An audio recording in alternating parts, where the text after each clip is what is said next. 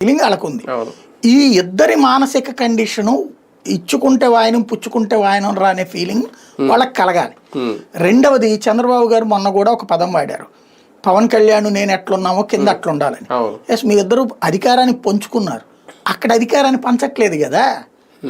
Ground లెవెల్లో నువ్వు జనసేనోడికి ఎక్కడ అధికారం పంచుతున్నావు?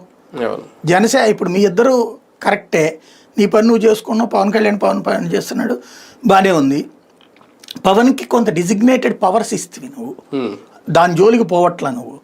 పంచాయతీరాజు, అటవీ శాఖ, పర్యావరణం, అది అలాగే నాదెళ్ల మనోహర్ దాంట్లో కూడా ఈయన ఏలు పెట్టట్లేదు, కందులు దుర్గేష్ దాంట్లో కూడా ఏలు పెట్టట్లేదు. జనసేనకి ఇచ్చిన మంత్రిత్వ శాఖల విషయంలో చంద్రబాబు నాయుడు తెలివిగా చేస్తుంది, మీటింగులప్పుడు వీళ్ళు డిఫేమ్ చేస్తున్నారు అంతవరకే. అంటే తెలివిగా ఆ టైంలో నీ పౌర సరఫరాలు ఎందుకు నిద్రపోతున్నారు, లేకపోతే అటవీ శాఖ ఎందుకు నిద్రపోతుంది, ఇట్లాంటిది మాట్లాడకుండా అధికారులను తిట్టేసి వదిలేస్తున్నారు, మిగతా మంత్రులు అన్నట్టు అంటలా.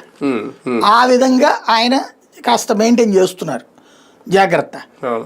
అది కింద స్థాయిలో ఎక్కడుంది? నువ్వు కింద స్థాయిలో జనసేన నాయకుడు ఇప్పుడు ఫర్ ఎగ్జాంపుల్ వారం రోజుల నుంచి ఆంధ్రజ్యోతి విషం చిమ్ముతోంది హెల్త్ డిపార్ట్మెంట్కి సంబంధించిన కొనుగోళ్ల మీద.